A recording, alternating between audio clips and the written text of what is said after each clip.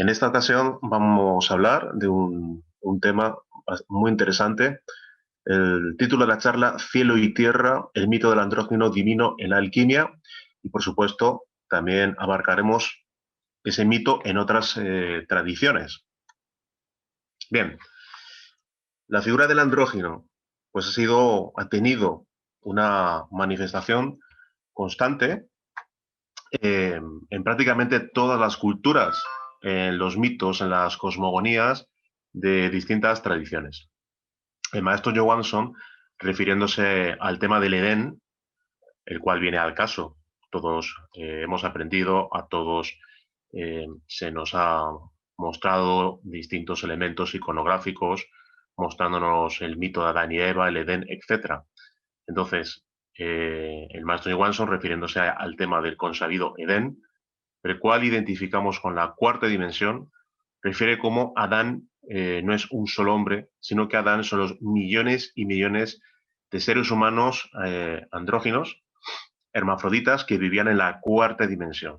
Es decir, el Edén, al cual hace referencia las escrituras sagradas, pues se refiere concretamente a la cuarta dimensión, donde vivían esos millones y millones de seres humanos andróginos hermafroditas. Pasaron millones de años hasta que los desideratos divinos, refiere el maestro, dispusieron la separación de sexos. Los Elohim decidieron la separación de sexos y crearon a la mujer. En la tradición egipcia, según afirma un autor muy interesante, Jean Libis, Ra, el dios solar, pues tiene una fuerza de generación completamente femenina. Viene por sí mismo a la existencia y de sí mismo crea a la pareja Chu-Tef-Nut, aire-agua, y después a Nut-Kep, cielo y tierra. Esto implica que Ra contiene en potencia y en su propia naturaleza la coexistencia de lo masculino y lo femenino. Según François Daumas, la divinidad no es ni masculina ni femenina y participa de los dos géneros a la vez. Los himnos en lengua griega que se dirigen a Isis, así como los libros que tratan de la religión egipcia, como el famoso tratado sobre los misterios atribuido a Jámblico, pues exponen esa idea. Aquí vemos un grabado de Doré, ese magnífico ilustrador, pues simbolizando la expulsión de la cuarta dimensión, la expulsión del Edén, de lo que es Adán y Eva, que han transgredido las normas, la ley. Bien, Jan Libis también afirma que Neit era una virgen guerrera capacitada para la teurgia y los teólogos vieron en ella la potencia viril y la potencia femenina. Por contra, el dios del Nilo, Hapi, presenta a veces los pechos de la fecundidad y es calificado de dios hermafrodita, afirma François Dumas. En la India, en la iconografía tántrica, abundan bastantes imágenes y se muestra al dios Shiva abrazando estrechamente a su propia potencia, a Shakti, representada como una divinidad femenina, Kali, según el autor Mircea Eliade, el cual tenemos aquí y del cual hemos extraído pues, algo de información de ese interesante libro, Mefistófeles y el andrógino. La mitología griega muestra la figura de dios hermafrodito o del dios hermafrodito como arquetipo del andrógino. El carácter hermafrodita de los antepasados míticos está ampliamente atestiguada en toda la literatura etnográfica y la tradición judeocristiana, la que más conocemos, pues ha contribuido a ratificar la idea de una situación edénica original, de tal manera que en la iconografía encontramos la figura angélica participando de la androginia. En la tradición hebrea, la androginia angélica es afirmada con claridad en el Zohar. Los ángeles tienen figura de hombre, es decir, macho y hembra juntos, y sin esta unión el nombre de hombre no se aplica a un individuo, sino según el Zohar. Según Karl Ritter, conviene tomar en serio el contenido de los mitos que afirman la existencia de una unidad primordial del ser humano. Los documentos más antiguos coinciden en la idea de que antaño el hombre se encontraba en un estado de unión que ha desaparecido y al que aspiramos a volver. Recordemos que varios Midrashim en la tradición judea, que son los escritos que realizan distintas interpretaciones de lo que es los escritos judaicos, pues se presentaban a Adán como originalmente andrógino. Según de nuevo Mircea Eliade, según Simón el Mago, llamaba al espíritu original primordial Arsenoteli, que es varón-hembra. En el Evangelio de Tomás, Jesús se dirige a sus discípulos y dice: ¿cuándo convertiréis a los dos seres en uno? En el banquete de Platón se hace alusión por parte de Aristófanes al andrógeno. Proclo, filósofo neoplatónico, se entusiasma con la idea de una armonía entre la naturaleza femenina y la naturaleza masculina y escribe: entre los dioses, los dos sexos se compenetran también, que un mismo ser puede ser macho y hembra. Según otro autor, Julius Evola, todas las grandes concepciones religiosas tradicionales implican una dualidad en cuyo interior aparece la oposición, complementariedad de lo masculino y de lo femenino. Recuerda a Julius Evola el carácter arquetípico de algunas parejas primitivas: agua, fuego, tierra, cielo, subrayando su simbolismo indiscutiblemente sexual. En algunas mitologías antiguas, el mundo de los ancestros está dominado por un hombre primordial, cuya androginia está claramente atestiguada. Es el caso de, por ejemplo, Twisto, héroe de la mitología escandinava, asimilado en ocasiones a un dios. Otras veces se trata de una pareja primordial cuyos dos protagonistas están a tal punto ligados que constituyen una unidad dual. Según de nuevo Jan Libis, entre los dogones, como vemos aquí en esta diapositiva, los dogones del África negra, se piensa que los ancestros eran hermafroditas.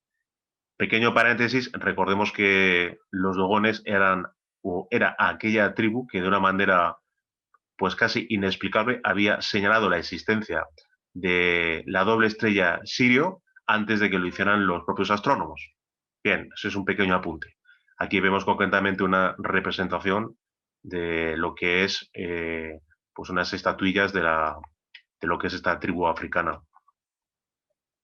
Y aquí vemos también unas representaciones en lo que es una estatuilla hermafrodita en Mali. En Mali, varios mitos atestiguan pues, creencias androgínicas bastante curiosas referidas por una autora que es Viviana Paqués. Los hombres habían surgido de la unión fundamental del Soma y la Niamba. Esa pareja es primero un andrógino que, como en el relato de Aristófanes, pues sufre una división.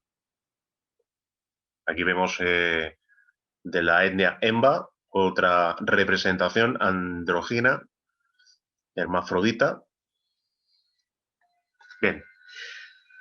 Todos los autores coinciden, digamos, en definitiva, en las reminiscencias de un Adán primigenio de naturaleza andrógina y en una posterior separación de los sexos. De ahí que también algunos autores a lo largo de los siglos pues hayan trasladado a sus, vamos a decirlo así, escritos literarios, poemas, pues un anhelo por encontrar de nuevo a esa alma gemela y completar así esa búsqueda pues que dura desde esa susodicha separación de sexos. Ese anhelo interior pues no solo se traduce en la inquietud o impulso por completarse con el otro sexo, sino se traduce también en la búsqueda del camino para realizar un proceso de regeneración, realizar en términos alquimistas una gran obra. Y ese camino lo constituye la Rosacruz. Pero antes de explicar los pormenores y detalles, para reconquistar el ancestral estado consciencial perdido, pues hablaremos también del andrógino en el ámbito de la alquimia. En la iconografía alquímica existen abundantes ejemplos donde existe una serie de operaciones que mediante las bodas químicas, tal como lo refieren algunos autores, o también las bodas alquímicas, se llega a obtener un compuesto que participa pues, de las dos naturalezas. Así como se dice en la escritura, en el Génesis 2.24, que el hombre y la mujer serán una sola carne, el gran alquimista, Basilio Valentín, aquí vemos una representación iconográfica de Basilio Valentín y su obra Las 12 llaves de la filosofía, bastante complicada de descifrar, pero el propio Basilio Valentín afirma: el rey ígneo amará profundamente la voz agradable de la reina, la abrazará con su gran amor y se saciará de ella hasta que los dos desaparezcan y ambos se fundan en un solo cuerpo. Bien, pues es otra referencia que hace alusión dentro de la alquimia a lo que es la unión de esas dos naturalezas, que ahora veremos a qué se están refiriendo realmente. Acudimos demandando pues, más aclaraciones a esa unión de los contrarios a la que se refieren los alquimistas al gran Fulcanelli.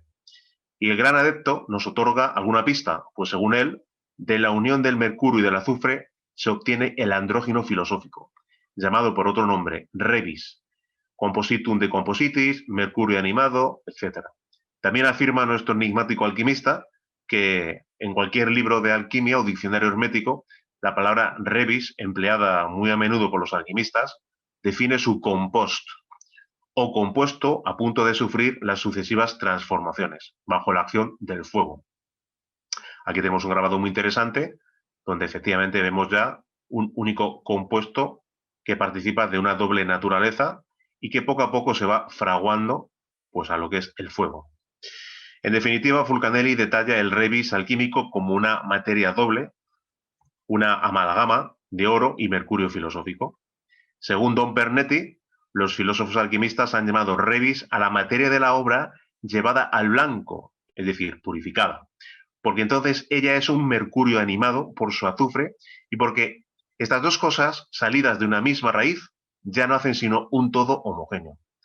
Y de nuevo, Don Pernetti, refiriéndose al rebis, afirma: la materia no toma el nombre del rebis, sino después de la unión del azufre y el mercurio de los sabios. Ya hemos mencionado que la materia prima del alquimista, tal como hemos dicho en algunas charlas anteriores, cuando hemos hablado del mercurio y de la piedra filosofal, hemos referido que la materia prima del alquimista es su licor seminal, el ens seminis. Mediante los distintos tipos de transmutación sexual, transmutación alquímica de energía sexual, el aspirante a Rosacruz transmuta su simiente en energía crística que circula por los canales Ida y Pingala, que son los canales de transmutación. El rebis representa, en definitiva, a la materia sometida a los procesos de transmutación, a la unión de los contrarios. El verdadero maestro Johansson afirma que el espíritu es fuego y este es el principio eterno masculino. El agua es el principio femenino universal y se halla constituida por el ens seminis. El fuego es el padre, el agua es la madre. Es el espíritu que, utilizando su vehículo de expresión, fecunda las aguas seminales con fuego solar y así crea los cuerpos cristificados, los cuerpos solares que nos llevan hasta la luz increada, hasta lo absoluto. Esa unión de los contrarios ha sido también denominada coincidentia oppositorum y mysterium conjunctionis. Esta última expresión muy apropiada cuando los estudios alquímicos del gran psicólogo Carl Gustav Jung pues refiere todos estos procesos en los cuales se habla de la unión de los contrarios y de la obtención de ese compuesto que participa de esa doble naturaleza, lo que es concretamente el rebis. Esa boda alquímica o química, a nivel de conceptos y términos relacionados con la alquimia, reviste una importancia extraordinaria. Como ya hemos explicado anteriormente, para realizar la gran obra debemos de transitar por el camino, por el sendero de la rosa y la cruz, despertar conciencia, cristificar los cuerpos solares, vencer todas las pruebas relacionadas con las tres montañas y conquistar el andrógeno divino. La unión de los contrarios constituye en el microcosmos hombre el principio que conduce al aspirante a la autorización del ser. Esa unión de los contrarios se cristaliza con la transmutación de la simiente de nuestras aguas espermáticas y proóvulos. En este caso, el equivalente de las aguas espermáticas en el hombre son los proóvulos en la mujer. Afirma el maestro Johansson que toda la enseñanza de la transmutación sexual constituía y constituye en todo colegio de iniciados el pilar fundamental para la construcción del templo donde se ofician las bodas alquímicas. Hablamos de una simbólica boda alquímica de los elementos mencionados en los libros de alquimia, y esa boda alquímica se extiende al ámbito del ser humano. Afirma a su vez el maestro Johansson que las bodas alquímicas no son una institución natural, constituyen una institución sobrenatural. Quien domina la naturaleza animal domina su propia naturaleza, se hace dueño de ella y trasciende hasta las cimas excelsas de la virtud. Las bodas alquímicas requieren para su realización de una constante batallar contra pues las corruptas normas racionales y contra la oposición de la misma naturaleza. La razón y la naturaleza se oponen a ser trascendidas. Razón y naturaleza solo quieren ser obedecidas. La virtud solo se la conquista luego de exhaustivas y notorias victorias obtenidas en el crisol de las bodas alquímicas. Dicho sea de paso, el crisol de las bodas alquímicas es el sexo. El sexo es el laboratorium oratorium de los amantes alquimistas. Es en el crisol del alquimista donde mediante la unión sexual, viviendo el arcano solar, la transmutación integral, con las constantes y continuadas transmutaciones del ens seminis, se logra el despertar de la consciencia. Generar o crear los cuerpos internos de naturaleza crística y vestidos de boda llegar a la sublime boda alquímica de las almas gemelas para luego siendo uno en el Padre sumergirnos en la increada luz de lo absoluto. Es por los nadis, ida y pingala o canales de transmutación por donde asciende la energía sexual transmutada en energía crística u hojas, tal como se la denomina en la India. Por el nadi ida ascienden las corrientes energéticas de polaridad negativa lunar y por el nadi pingala ascienden las corrientes energéticas de naturaleza negativa. Hacen contacto en el templo corazón, se enciende la llama de la conciencia y, viviendo el resto de valores de la Rosa Cruz, que hablaremos en breve, llegaremos a la suprema meta del despertar de la conciencia. Por Ida ascienden los átomos lunares, por Pingala ascienden los átomos solares. Por Ida sube el agua, por Pingala sube el fuego. El fuego fecunda el agua y germina el despertar de la conciencia. La conciencia despierta únicamente con el trabajo matemático de la ecuación ocultista fuego más agua igual a conciencia. Volviendo a la simbólica unión de los opuestos y a la boda alquímica cristalizada en la práctica en la fragua de Vulcano o en la práctica del arcano solar o transmutación integral, la transmutación alquímica por excelencia comprende como síntesis el trabajo paciente con la simiente divina y su transmutación. Y toda transmutación es divinal. En realidad la transmutación de la simiente en energía la realiza el íntimo. La vivencia de la transmutación junto con el resto de valores de la enseñanza Rosacruz nos conduce necesariamente a constituirnos en maestros y a la unión del cielo y la tierra, de Buddhimanas en nosotros, mismos cuando atravesamos con éxito las pruebas pertinentes. Bien, tal como existe la constitución septenaria del hombre solar, existen 7 cosmos. Uno de ellos es el cosmos búdico, que si bien es eminentemente material, no podría ser conceptuado y muchísimo menos definido por la criatura humana. El maestro Johansson afirma no poder encontrar las palabras adecuadas para expresar la majestuosidad y maravillosa descripción de lo que es el cosmos búdico, ese maravilloso cosmos de los Budas vivientes. El cosmos maravilloso de la octava dimensión o cosmos búdico es donde habita eso que se llama alma. El alma, envuelto en su cuerpo búdico, se desplaza por los diversos estratos cósmicos donde reina solo el amor, la luz, el fuego. Todo maestro utiliza ese maravilloso cuerpo búdico, fruto de las más sublimes transmutaciones, para estar en contacto íntimo con su alma divina, con su Buddhi. El padre que mora en secreto es Atman. Atman es el maestro. Atman tiene a su vez 2 almas. Buddhi, el alma divina, Manas, el alma humana. Con la boda mística de las almas gemelas se realizan las bodas alquímicas que consustarizan el Atman Buddhi Manas. Buddhi, el alma espiritual, es femenina. Manas, el alma humana, es masculino. Solo a la unión real y mística de ambas almas es lo que da origen a eso que es propio y exclusivo de los dioses: consciencia y voluntad. Buddhi y Manas son las almas gemelas de Atman. Manas es a su vez inferior y superior. El Manas superior es realmente el alma humana. El Manas inferior es solo y simplemente el cúmulo de cuerpos naturales y lunares que posee todo animal racional. Manas superior lo constituyen los cuerpos solares. Manas inferior, a su vez, lo constituyen los cuerpos lunares o animales o inferiores. Manas superior es el fruto de las constantes transmutaciones. Es la flor maravillosa dimanante de la cruz ígnea, forjada en la 9ª esfera, en el sexo, con la transmutación de su energía correspondiente. con la energía sexual convertida en energía crística. Manas inferior es simple y llanamente el fruto de la inmunda fornicación. Recordemos que fornicar es derramar la simiente y llegar al orgasmo. Cualquier animal racional posee el manas inferior, sin por ello lograr a poseer eso que es el alma humana. El alma humana es quien posee todos los vehículos de expresión completamente cristificados. Buddhi es el alma divina. Buddhi es la conciencia plena y totalmente despierta y liberada de su terrible carcelero que es el ego. El Buddhata es la esencia, la chispa divina que toda criatura lleva encarnada. El Buddhata es prisionero del ego, de la multitud de miles y cientos de yoes, y se encuentra totalmente dormido. El manas superior se haya constituido por eso que es realmente el alma humana, o sea, la conformación total de los cuerpos suprasensibles, pero plena y totalmente cristificados por el fuego del Espíritu Santo, por el Cristo viviente y palpitante en el fondo mismo del Enseminis. El manas inferior lo constituyen todos los cuerpos de naturaleza eminentemente animal, fruto de la fornicación.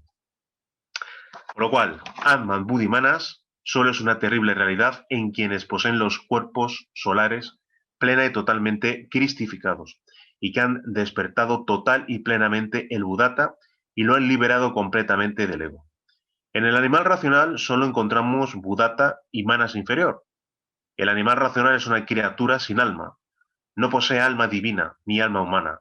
Ningún animal racional tiene cuerpos cristificados y por lo tanto no tiene alma humana y menos puede tener alma divina, porque jamás ha dado los pasos fundamentales para la cristificación de sus cuerpos y por tanto no se ha preocupado de despertar el Buddhata y de liberarlo del ego y desarrollarlo como Buddhi. El animal racional, al no poseer los cuerpos cristificados, no ha logrado encarnar eso que se llama alma humana. Y al no haber encarnado su alma humana, menos podría haber encarnado o encarnar en sí eso que es el alma divina o el Buddhi. Y al no poseer en sí el Buddhi, Manas no podrá jamás encarnar a su íntimo, a su padre que mora en secreto, a su mónada divina. Solo los verdaderos hombres se hallan en la posibilidad de encarnar a Atman.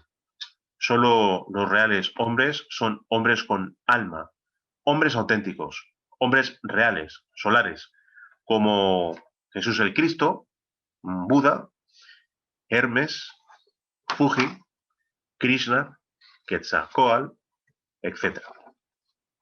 El sublime momento donde se produce el desposorio, la divinal boda alquímica del Padre con la Divina Madre, es en la séptima iniciación de misterios mayores.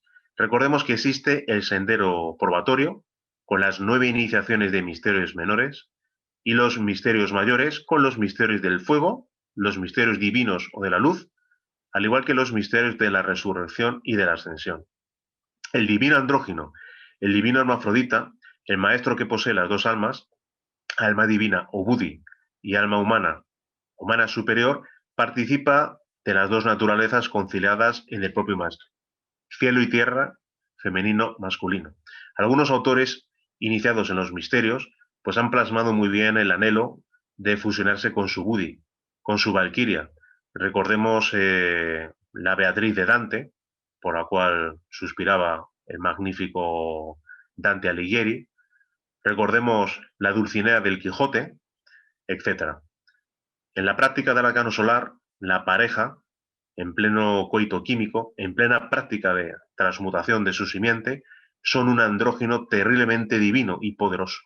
Un solo ser, varón, varona, macho, hembra, y es mediante los 5 valores como podemos cristalizar en nosotros ese divino andrógino con poder sobre los elementos de la naturaleza. Y esos 5 valores se encuentran constituidos por el valor de la vida, que obedece a los distintos tipos de transmutación. Para hablar de transmutación, obviamente hay que hablar de la base de toda vida, que es el sexo, la energía sexual. Existen 3 tipos de transmutación. Transmutación unipolar es aquella práctica que realizan aquellos aspirantes a la Rosa Cruz que todavía no están trabajando con su polo opuesto, con su pareja. La transmutación bipolar se produce por parte de los alquimistas, el hombre y la mujer, que viven en los 5 valores y que en el valor de la vida en la práctica de transmutación bipolar todavía no han llegado a una conexión sexual, sino que la transmutación bipolar puede realizarse tomándose de las manos y ahí se establece una corriente bioelectromagnética donde hay un intercambio de energía. La transmutación integral, que es el tercer tipo de transmutación, o magia sexual, ahí ya sí que hay conexión sexual, no se produce fornicación, no se produce ni orgasmo ni derrame seminal, sino que se produce una sublime y adecuada transmutación alquímica de la energía sexual en energía crística y tal como hemos comentado anteriormente, esa energía sube victoriosa por los canales de transmutación, por los nadis Ida y Pingala, por los tubos conductores del alquimista, hasta el destilador del cerebro y posteriormente hasta el corazón, hasta el templo corazón, que es donde mora la esencia, la chispa divinal, el Buddhata. También es denominado la transmutación integral como gran arcano, arcano solar, arcano AZF, Udvareta Yoga, Tantra blanco, tiene distintas denominaciones. Pues bien, mediante esta práctica fundamental se vive el valor de la vida. El valor de la muerte no nos referimos nunca, por supuesto, a la muerte del cuerpo físico, sino a la muerte del ego. Es la muerte psicológica. Y para que el ego empiece a morir, pues tenemos que hacer un ejercicio continuo de autoconocernos y de controlar todos los impulsos yoísticos, controlar los yoes para que estos no se manifiesten a través de la máquina humana. Si los yoes no se manifiestan, poco a poco, progresivamente, se van debilitando. Actualmente lo que se expresa a través del animal racional es ego, son yoes. Es decir, el ego, los yoes, tienen un rol activo y hay que invertir el proceso. Hay que conseguir que el ego tome un rol pasivo y la conciencia, la esencia, tome un rol realmente activo, que es el que no tiene en la actualidad. Ese es el valor de la muerte. Posteriormente, cuando se cumplan varios requisitos, el despertar de la conciencia y posteriormente el despertar del fuego sagrado de Kundalini, ya teniendo fuego sagrado, podemos empezar a eliminar los yoes. Recordemos que Kundalini solo despierta con las prácticas de magia sexual entre la pareja, entre el hombre y mujer. Previamente hay que despertar conciencia. El valor de la libertad. Bien, nadie puede ser libre si está sujeto a las cadenas del ego. Mediante la libertad lo que hacemos es vivir mediante un ejercicio relacionado con la división de la atención, una práctica relacionada con la división de la atención, vivimos un continuo presente en el aquí y en el ahora, pero tal como lo expresa y explica el maestro Johansson, de la siguiente manera. Hacemos una división de la atención en tres, sintiéndonos uno, y de alguna manera esta práctica denominada el IAU, lo que hacemos es el primer estadio de la práctica, es una práctica que realiza la esencia, el Buddhata, y se autorrecuerda como conciencia. Nos preguntamos quiénes somos como conciencia, no como individuos y como ego, sino como conciencia. A la vez, o en un momento dado, extendemos la atención hacia lo que estamos haciendo en un momento dado, mediante la autoobservación, sin perder nuestra individualidad, quiénes somos como conciencia, sin perder la noción de lo que estamos haciendo en un momento dado, nuestra acción, extendemos nuestra atención hacia el lugar en el que nos encontramos, la ubicación, el IAU. Y se puede acompañar esta práctica con el mantra OM pronunciado internamente con la cadencia de los latidos del corazón. Bien, pues ya solo nos queda hablar del amor y de la sabiduría, del valor del amor y del valor de la sabiduría. Y el valor del amor, obviamente, es amar a nuestro prójimo más que a nosotros mismos. Para ello damos la enseñanza Rosa Cruz gratuitamente a todos aquellos con los cuales entremos en contacto. Y el valor de la sabiduría es amar a Dios sobre todas las cosas y hacer la voluntad del Padre. Buscar siempre hacer la voluntad del Padre y, en un momento dado, siempre acudir al Padre internamente para cualquier práctica o para cualquier cuestión. Esos 5 valores de la Rosacruz, vividos al unísono, conducen al aspirante a la cristificación, indefectiblemente al despertar de la conciencia y a realizar con éxito todo su peregrinar por las 3 montañas de la iniciación, por el sendero probatorio, la montaña de la iniciación, la montaña de fuego y lo que es la montaña de la resurrección, la montaña de la ascensión. Realizamos la gran obra y constituimos en nosotros mismos de nuevo ese andrógino divino cuya condición perdimos después concretamente de millones de años y caer en la más absoluta degeneración. Por eso, obviamente, la enseñanza Rosacruz busca la unión con el Padre y hacer una efectiva regeneración del individuo, para que éste despierte conciencia y vuelva al seno de su íntimo. Pues bien, hasta aquí pues la charla de hoy. Si alguien quiere realizar alguna cuestión, alguna pregunta, intentaremos contestar. Muchas gracias a todos. Bien, hay una consulta a través de Zoom. Si podría aclarar un poco más acerca de lo que son las 3 montañas. Sí. Bien, el sendero iniciático, el sendero de la iniciación Rosacruz, comprende pues, una serie de fases, una serie de pruebas que vienen constituidas en síntesis por 3 montañas. La primera montaña, la montaña de la iniciación, pues básicamente implica el despertar de la conciencia, el despertar de Kundalini y lo que es las iniciaciones del fuego y la luz. Son pruebas que va pasando el aspirante en pugna contra sus propios yoes y obviamente según se van pasando esas pruebas se van adquiriendo iniciaciones, se van pasando iniciaciones y se va despertando más y más conciencia y cristificando los cuerpos solares. En algún momento el aspirante se convierte en un Buda para posteriormente convertirse en un Bodhisattva cuando cristifica su cuerpo causal. Posteriormente se constituye en un Buda Paitreka y en una iniciación que corresponde al grado de rey del mundo según el orden de Melquisedec.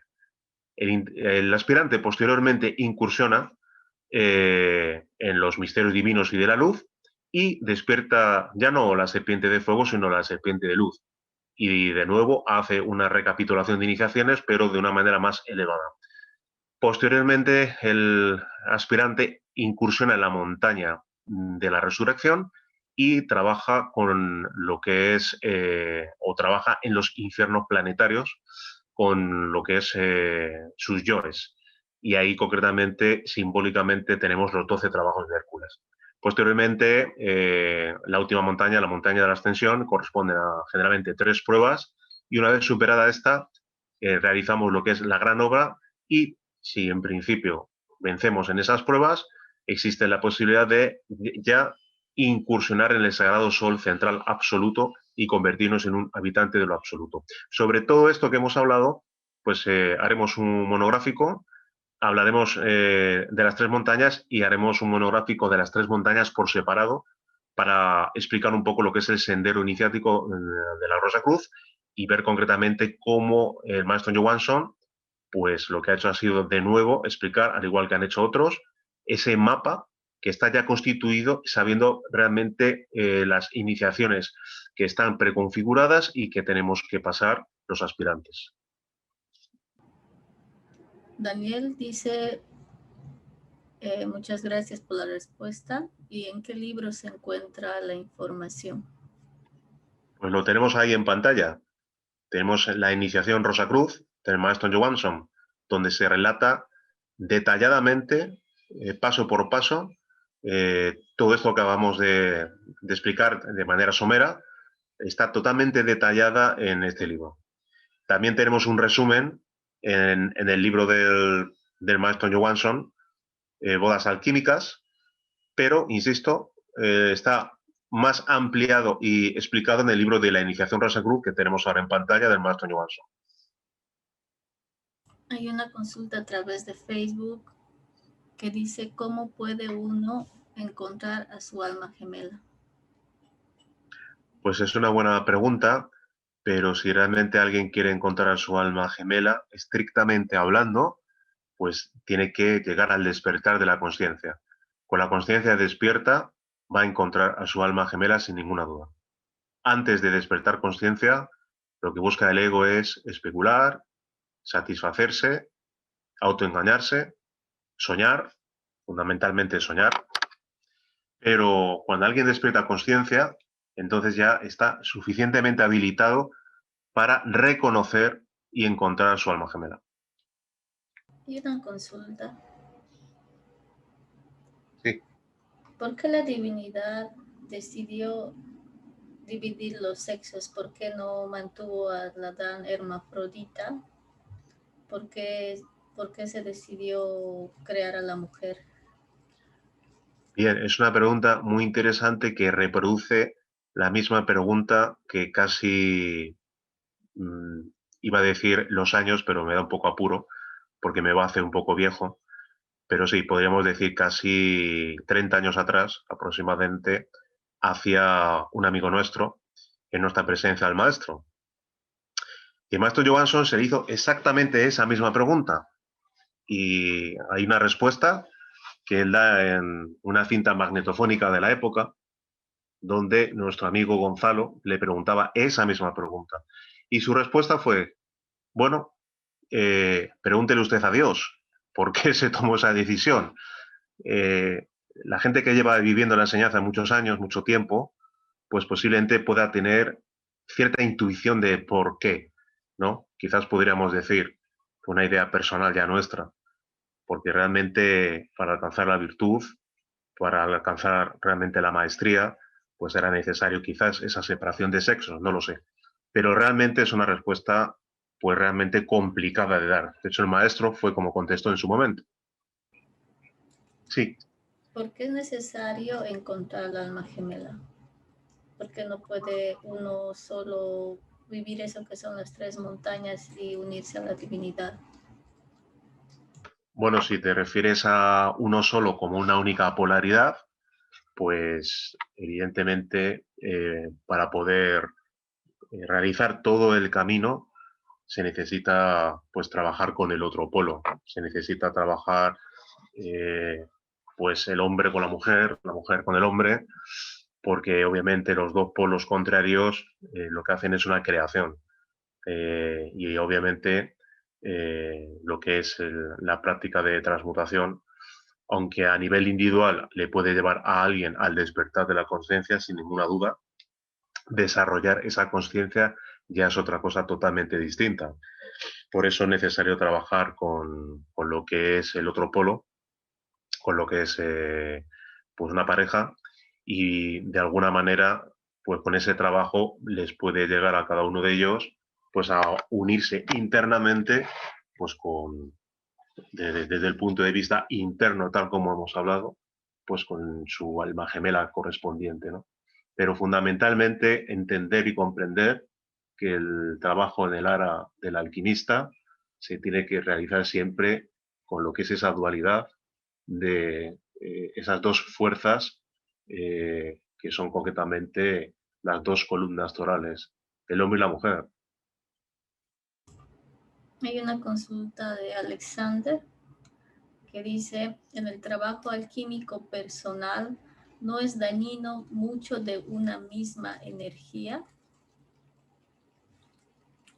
Bueno, me imagino que cuando hablamos del trabajo alquímico personal, pues estamos intentando hablar y abarcar lo que es el trabajo alquímico eh, con las herramientas que hemos dado.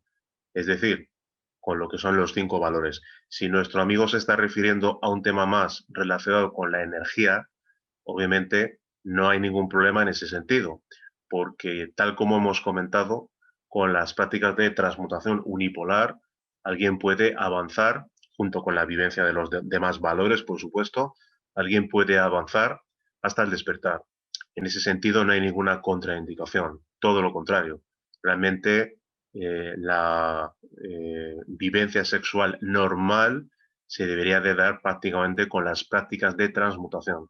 En el momento que alguien empieza a vivir y a experimentar en sí mismo eso que es la transmutación, en este caso, por el tema de la pregunta, la transmutación unipolar, entonces no solo va a notar que no es malo, sino va a notar en sí mismo todo lo contrario, que no deja de tener todos los beneficios a nivel vital, a nivel energético, etcétera, etcétera.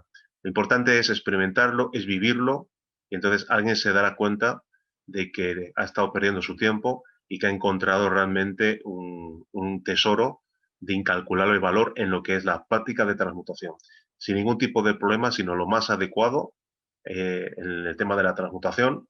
Si alguien realiza la práctica de transmutación unipolar a nivel individual, entonces lo único que podemos decir es que esa práctica es magnífica.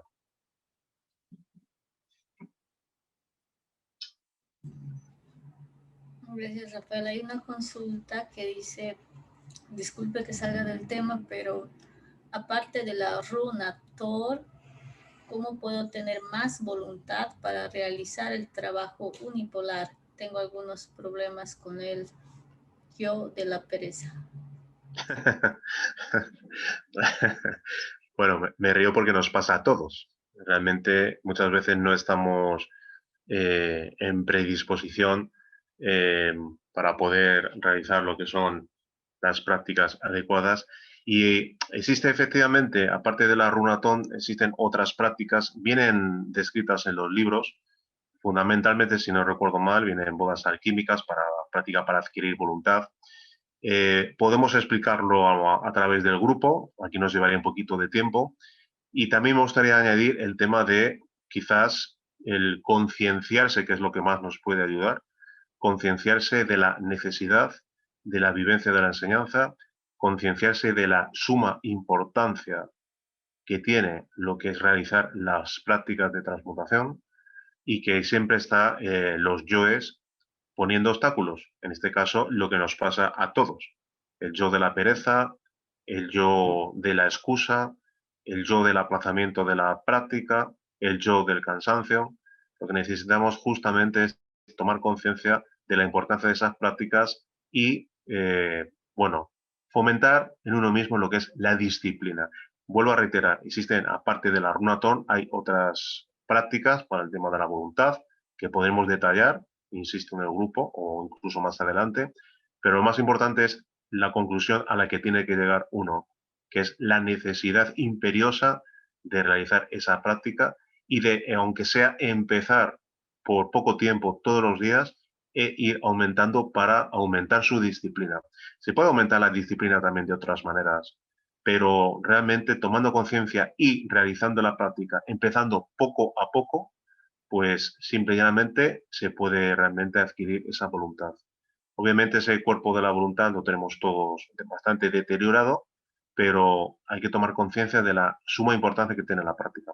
Relataremos lo que es, aparte de la runatón, que es muy adecuada para la voluntad, pues otras prácticas y otras situaciones, incluso para relacionadas con el tema de la voluntad, que pueden ser de interés de los amigos. Bien, pues si ningún amigo tiene ninguna cosa más, simplemente terminamos por hoy. Por supuesto, dándole, como siempre, las gracias por su asistencia a todos. Seguiremos, como siempre, la semana que viene. Y, bueno, las preguntas muy interesantes. Gracias a todos por formularlas. Y gracias por la asistencia de nuevo. Muchas gracias, Laura, también a ti.